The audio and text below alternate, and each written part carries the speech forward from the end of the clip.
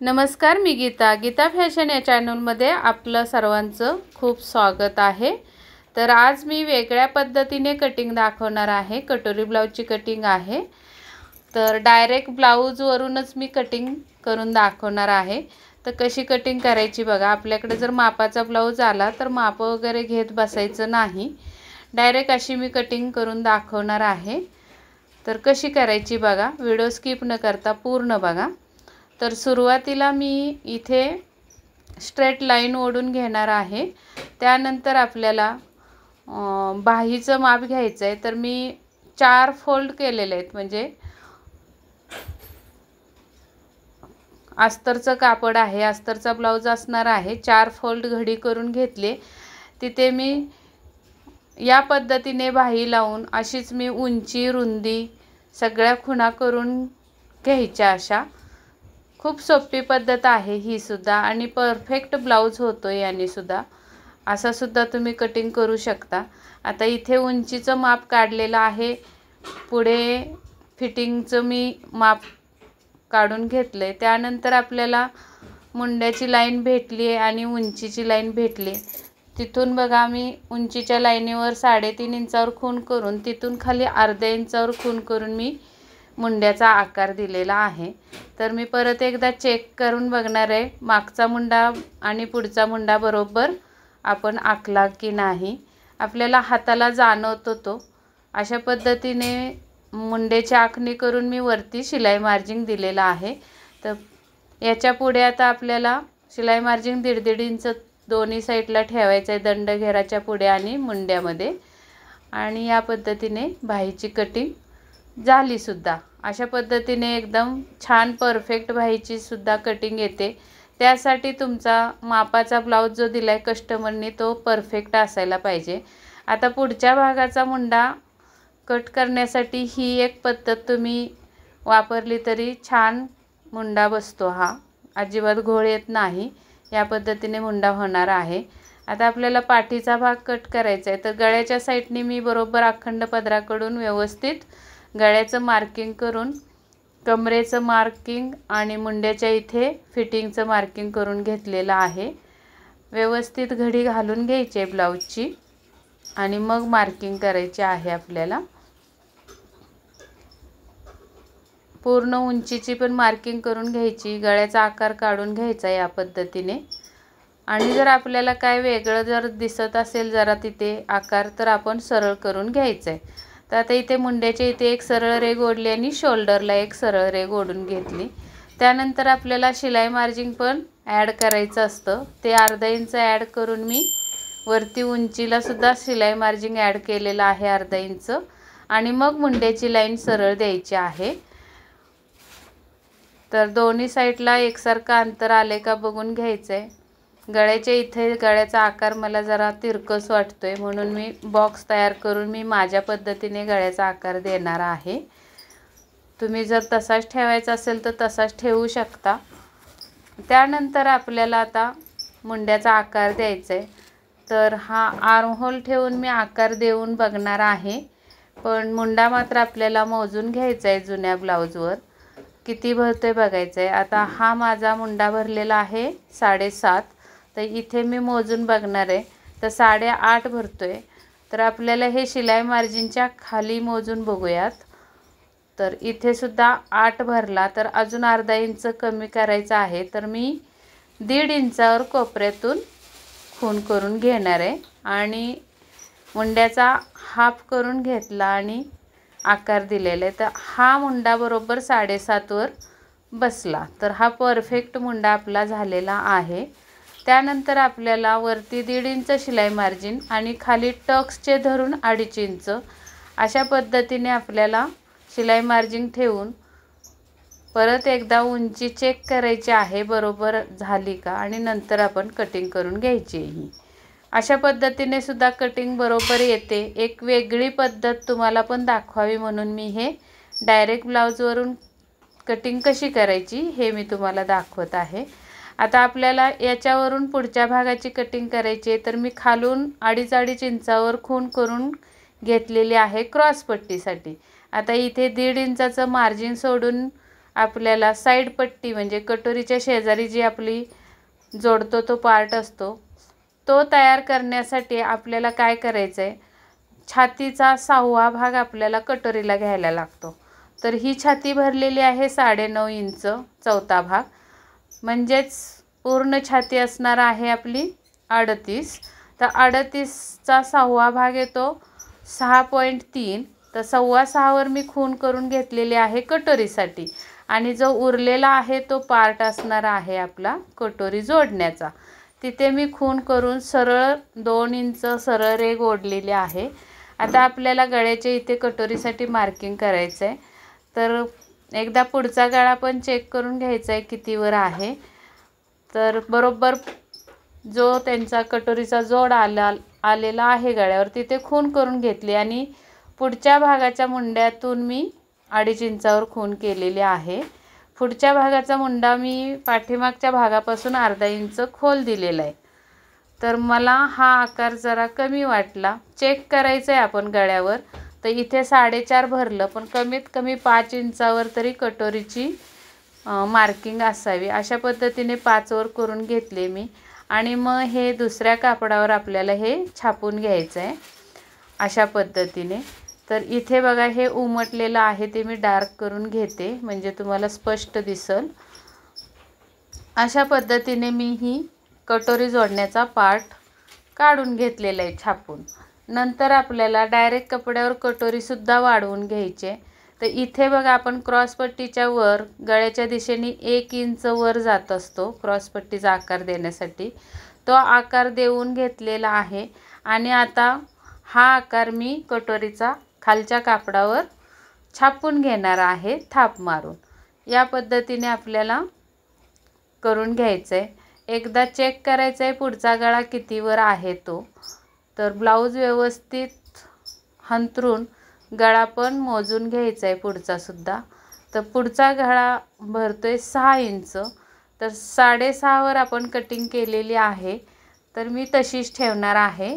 बरोबर गळा आपला 6 इंचाचा होणार आहे. नंतर अशी थाप मारून कटोरीचा आकारसुद्धा उमटवून घ्यायचा आहे. इथे बघा तुम्हाला कागदावर कटोरी वाढवण्याची गरज नाही. डायरेक्ट कपड्यावर कटोरी कशी वाढवायची ते मी तुम्हाला दाखवते. तर ही जी मूळ कटोरी आपल्याला भेटलेली आहे तिच्या दोन्ही साईडला 1.5 इंच खुणा करून गळ्याच्या इथे आपल्याला शिलाई मार्जिंग द्यायचं आहे हुक आय पट्टीसाठी. आणि मूळ कटोरीची उंची बघायची आहे हुक आय पट्टीच्या बाजूची, तेवढ्या उंचीवर खूण करून आपल्याला ही रेघ हुक आय पट्टीसाठी मारून घ्यायचे. नंतर या साईडला सुद्धा कटोरी जोडण्यासाठी मार्जिंग ठेवून इथे हा कटोरीचा आकार जुळवून घ्यायचा आहे. नंतर आपल्याला या कटोरीचा पूर्ण मध्य काढून घ्यायचा आहे. या पद्धतीने टेपने मोजून टेप फोल्ड करून मध्य काढून घ्यायचा, आणि तिथे सरळ एक रेघ उभी ओढून घ्यायचे टक्ससाठी. आता आपल्याला पॉईंट आपण काढला नव्हता मगाशी, तर या पद्धतीने पॉईंट काढून घ्यायचं आहे. तर इथे मी मार्जिंगसाठी टेप वरती सोडला अर्धा इंच, आणि 8.5 वर यांचा पॉईंट आलेला आहे. तर आपला जो फॉर्म्युला आहे छातीचा 4था भाग प्लस 1 इंच, तर मी तुम्हाला सांगितलेला आहे 9.5 4था भाग येणार आहे. 38च्या पुढे जर असेल माप तर 1 इंच प्लस करायचं. तर 9.5 मध्ये 1 इंच प्लस केलं तर 10.5 वर आपली ही खूण पॉईंटची आलेली आहे. तर त्यानंतर आपल्याला इकडून सुद्धा टक्सचा पॉईंट बरोबर हुक आय पट्टीच्या बाजूने 10वा भाग घ्यायचा असतो. अशा पद्धतीने मी बरोबर मध्य टक्सचा काढून घेतलेला आहे. तर इथे बघा 4.25 वर खूण आली, तर त्या साईडला सुद्धा 4.25 वर खूण करून घ्यायचे. मग तेवढीच कटोरी वाढवायची. आणि आता इथे टक्सची उंची किती द्यायची, तर त्या 4.25 मधून म्हणजे 10व्या भागातून 1 इंच वजा करायचं. म्हणजे किती येणार आहे, तर 4.25 हे मार्जिन सहित आहेत. तर आपले मार्जिन सोडून 4.25 वर 10वा भाग येतो 38चा. तर 2.25 ही टक्सची उंची येणार आहे, तेवढी उंची आपल्याला द्यायची, आणि शिलाई मार्जिन. अशा पद्धतीने टक्सची उंची पूर्ण करायची आहे आपल्याला. आणि आता आपण जे 1.5 इंचावर दुसऱ्या जे टक्स दिलेत त्यांचीसुद्धा उंची बरोबर मधल्या टक्स एवढी येईल अशाच खुणा करून मग आकार द्यायचं आहे. आणि बरोबर मध्य काढण्यासाठी दोन्ही साईडला मार्जिन सोडून आपल्याला 6.5 इंचाची कटोरी झाली पाहिजे. अशा पद्धतीने टक्स देऊन घेतलेला आहे आणि मग हे कटिंग करून घेणार आहे मी. तर खूप छान आणि सुंदर ब्लाऊज हा सुद्धा बसणार आहे. मी नेहमी शिकवते त्याच पद्धतीने कटिंग दाखवलेले आहे. पण जर जुना ब्लाऊज असेल तर डायरेक्ट असा सुद्धा कटिंग करू शकता तुम्ही. पण अट एवढीच आहे की जुना ब्लाऊज जो आहे कस्टमरचा तो त्यांना परफेक्ट बसणारा असावा. अशा पद्धतीने कटोरीची कटिंग झालेली आहे. आता आपल्याला याची क्रॉस पट्टी काढायची आहे. तर ती कशी काढायची, तर असा पाठीमागचा भाग घ्यायचा कटिंगचा, त्याच्यावर पुढच्या भागाचा मुंडा व्यवस्थित ठेवून घ्यायचा आहे आणि आपल्याला ही खूण करून कितीची क्रॉस पट्टी लागणार आहे त्यामध्ये 1/2 इंच शिलाई मार्जिन द्यायचे. तर माझं 3.25 भरलं तर मी 1/2 इंच त्यात प्लस करून 4 वर खुणा करून घेतलेल्या आहेत. एका साईडला ही रेग आहे आणि एका साईडला घडी आहे बघा कापडाची. तर आता रुंदी किती पाहिजे, तर आपला पाठीमागचा भाग ठेवायचा आणि तेवढी रुंदी घ्यायची क्रॉसपट्टीला. नंतर क्रॉसपट्टीचा आकार आपला द्यायचा आहे आणि त्या पद्धतीने आपण हे जुन्या ब्लाऊजवर सुद्धा मोजून बघायचं आहे लावून, बरोबर ब्लाऊजची क्रॉसपट्टी बसली का. तर बसत असेल तर व्यवस्थित कटिंग करून घ्यायचे. या पद्धतीने आपलं अस्तर कटिंग करून झालेलं आहे. नंतर हे मी फॅब्रिकवर कट करून घेणार आहे. तर अशा पद्धतीने मी फॅब्रिकला पिना लावून घेतलेल्या आहेत. मी सुरुवातीला फेविकॉलनी चिटकवणार होते म्हणून या पद्धतीने हांतरून घेतलं होतं. पण फेविकॉल संपलेला समजला, त्यामुळे मग नंतर मी पिना लावून कटिंग करून घेतलेली आहे पूर्ण ही. तर पूर्ण हे कटिंग मी करून घेते. तोपर्यंत तुम्ही नवीन जर बघत असाल, माझ्या चॅनलवर नवीन आला असाल तर चॅनलला सबस्क्राईब करून घ्या आणि बेल आयकनची घंटी दाबा. आणि माझे व्हिडिओ तुम्हाला जर आवडत असतील तर नक्की एक लाईक करा आणि मित्रमैत्रिणींसोबत शेअर करा आणि कमेंट करायला मात्र विसरू नका की माझे हे व्हिडिओ तुम्हाला कसे वाटतात. आणि जरी तुम्हाला दुसऱ्या काही शंका असतील कटिंगबाबत किंवा स्टिचिंगबाबत ब्लाऊजच्या, तर नक्की मला कमेंटमध्ये विचारा.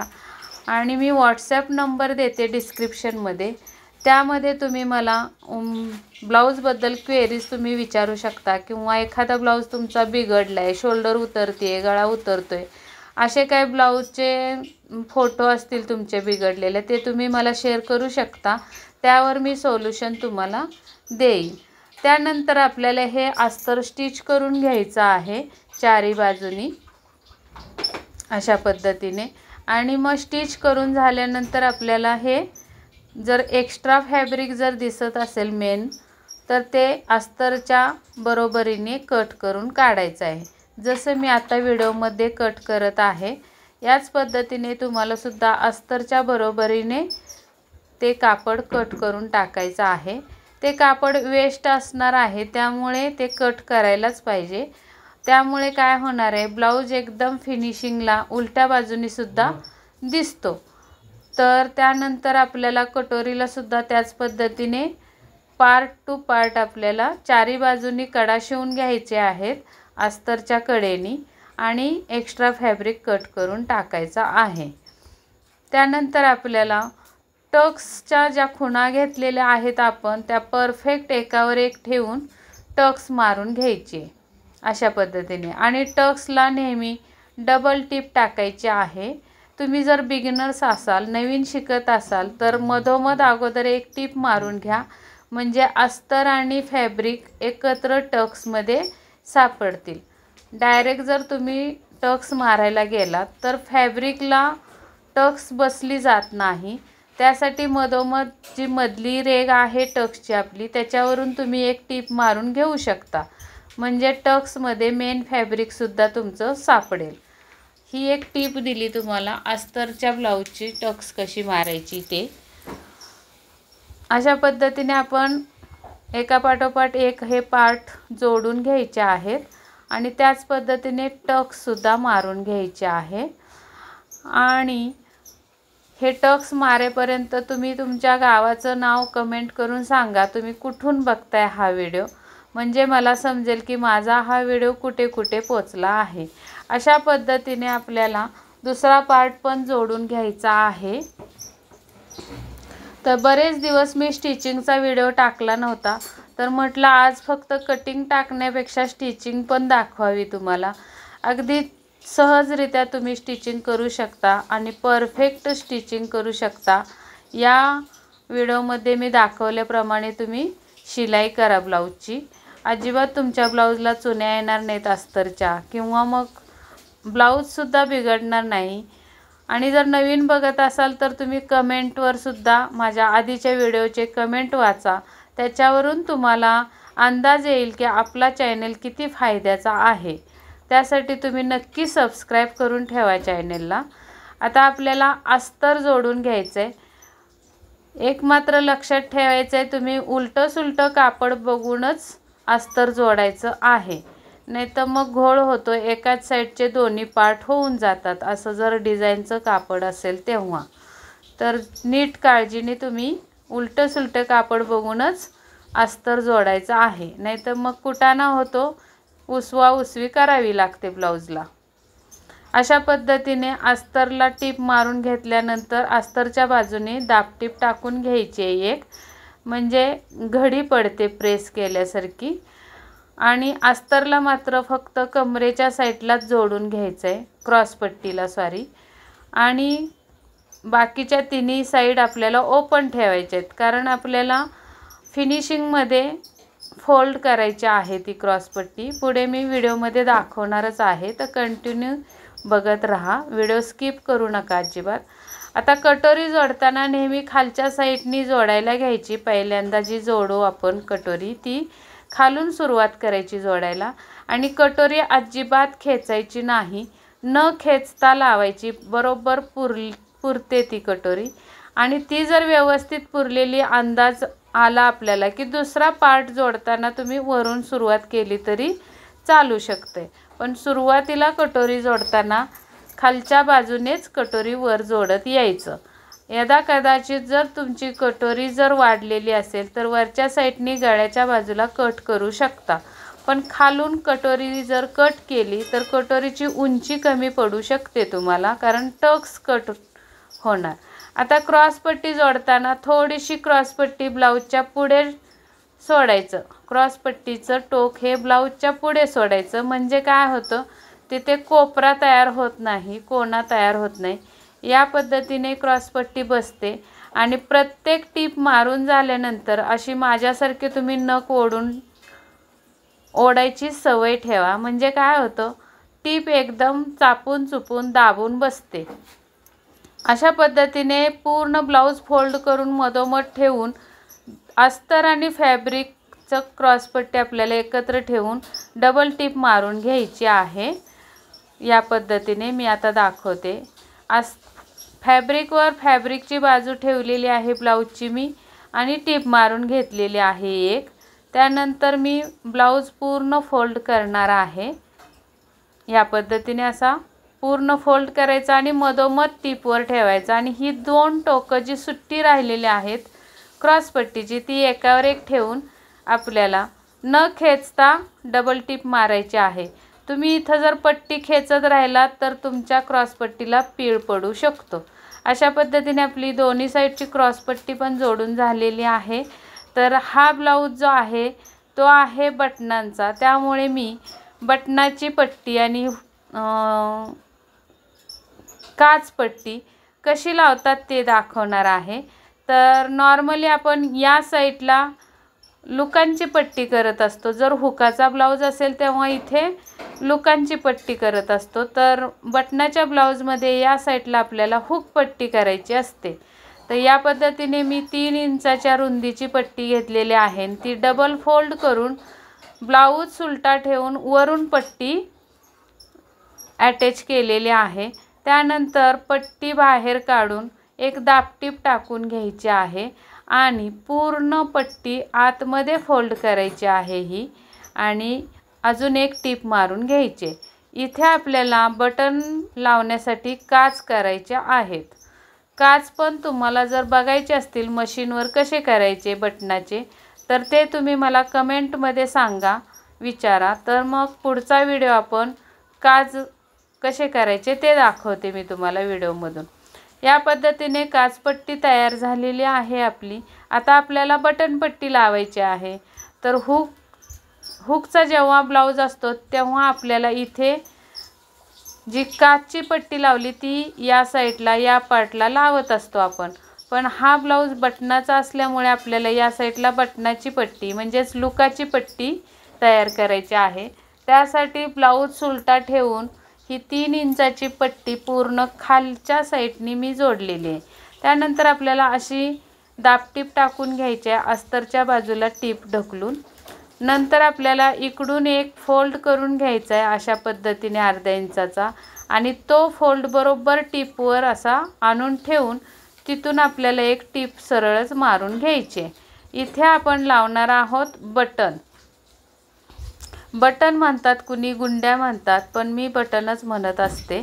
अशा पद्धतीने बटनाची पट्टीसुद्धा आपली एकदम परफेक्ट लागली गेली आहे. त्यानंतर आपल्याला उंची मोजून घ्यायची आहे काचपट्टीची आणि बटनपट्टीची एकसारखी झाली का, ही बघा एकदम परफेक्ट झालेले आहे. तर अशा पद्धतीने मी तुम्हाला कटोरी ब्लाऊज जोडून सुद्धा दाखवलेला आहे. तर हा व्हिडिओ तुम्हाला कसा वाटला नक्की मला कमेंटमध्ये सांगा. आणि व्हिडिओ पूर्ण बघितल्याबद्दल धन्यवाद. भेटूयात पुढच्या व्हिडिओमध्ये. तोपर्यंत स्वस्त